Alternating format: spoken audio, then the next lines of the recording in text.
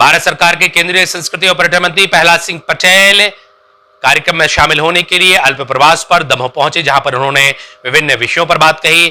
बक्सवाहा में कटने वाले जंगलों के विषय में उन्होंने कहा कि जब मामला सामने आएगा तब इस पर चर्चा की जाएगी, अभी इस तरह का कोई मामला नहीं है।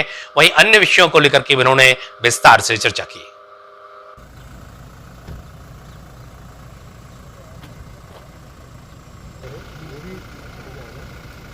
फिर भी मैं मानता हूँ कि जारी रखनी चाहिए।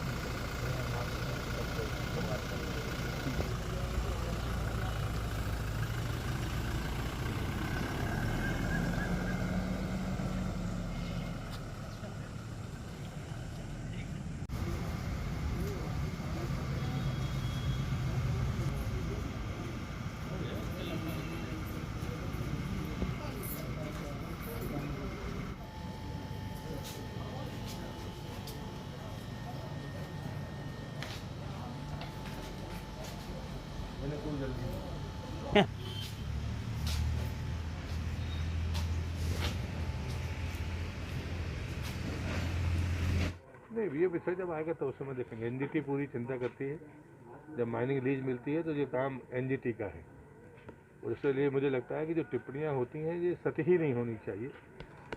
जो एजेंसी काम कर रही है वो मुस्तैदी के साथ काम करती है, चिंता के साथ काम करती है।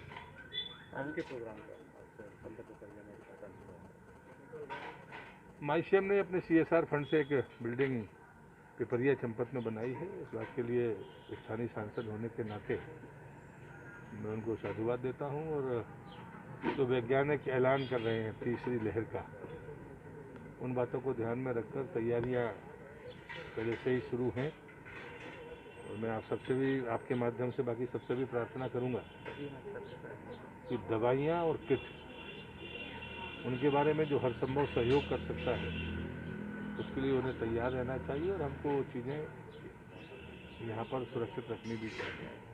उसकी तैयारियां हैं, और मैं मानता हूँ कि जब भी नीति आयोग का जो प्लान है वेलनेस सेंटर्स का, पिपरिया चंपत का ये भवन उस वेलनेस सेंटर के लिए अच्छा उपयोग में आएगा, ऐसा मैं विश्वास करता हूँ। मुख्यमंत्री जी के द्वारा एक घोषणा की गई कि जो भी कोरोना से मृत होता है उसके लिए 1 लाख रुपए दिए जाएंगे। मध्य प्रदेश सरकार लगातार चीज़ों को घोषणा कर रही है, और मुझे लगता है कि वो एक बड़ी चुनौती भी थी। कोई भी कर्मचारी, और उन्होंने बड़ा स्पष्ट किया है कि संविदा में भी हो तो भी उनके परिजनों को नौकरी मिलेगी उसी पद पर। मुझे लगता है ये ठीक कदम है। जो लोग कोरोना वॉरियर्स के रूप में सामने खड़े होकर काम कर रहे हैं, उसमें उन लोगों के प्रति ये गारंटी दी जाए कि उनके लोगों को उनके न रहने के बाद रोजगार मिलेगा, तो वो निष्ठा से काम तो कर ही रहे थे, इतने त्याग से कर रहे थे। मुझे लगता है कि बाकी लोगों को संबल देगी ये बात, ये ज़्यादा महत्वपूर्ण है।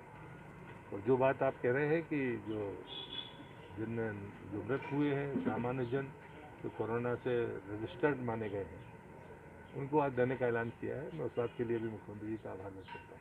PCC चीफ कमलनाथ का आरोप है कि 1 लाख से ज़्यादा प्रदेश में मौतें हुई हैं कोरोना से, बाकी सरकार आंखें छुपा रही है। देखिए, कांग्रेस पूरी तरह से गैर जिम्मेदारी का बर्ताव कर रही है, और बड़े दुख के साथ मैं कहता हूँ, मैं सामान्यतः व्यक्तिगत आलोचनाओं का आदी नहीं, लेकिन मैं ये मानता हूँ कि कांग्रेस ऊपर से लेकर नीचे तक आपदा में जिस प्रकार से उसका बर्ताव है, वो अपने आप को आत्मघाती तरीके से प्रस्तुत कर रहे हैं। और उनके नेता जो राहुल गांधी जी हैं, उन्हें बंगाल के बाद ये साबित भी कर दिया जो मैं कह रहा हूँ, कि उनको अपनी अस्तित्व से कोई लेना देना नहीं है। भाजपा और उसकी सरकार को हम कैसे नुकसान करें, यही उनका लक्ष्य है। राजनीति में इससे खराब नजरिया और कोई दूसरा नहीं है। मुझे लगता है कि लॉकडाउन के बारे में तो आम तौर पर जो समितियां बनी हैं उनसे ही कहा गया है, और मैं मानता हूं कि यदि हम अनुशासित हैं और हम संयमित तरीके से कर सकते हैं, तो राज्य सरकार ने कभी कोई ऐसा दबाव नहीं बनाया है, और इसलिए ऐसे लॉकडाउन की कल्पना कभी की नहीं गई है। इस बार की समय पर 2 घंटे आपको होम डिलीवरी मिल जाएगी, सब्जियों का अवसर मिल जाएगा, तो मुझे नहीं मानता कि हाँ, उसमें समय की सीमाएं अगर बढ़ानी है तो उसमें आप लोग भी शामिल हैं, मीडिया पर्सनल्स भी हैं, जिनको अपनी राय देनी चाहिए। और कई बार अगर डिजास्टर मैनेजमेंट की बैठक में जरूरत पड़ेगी तो मैं भी उस बात को रखूँगा।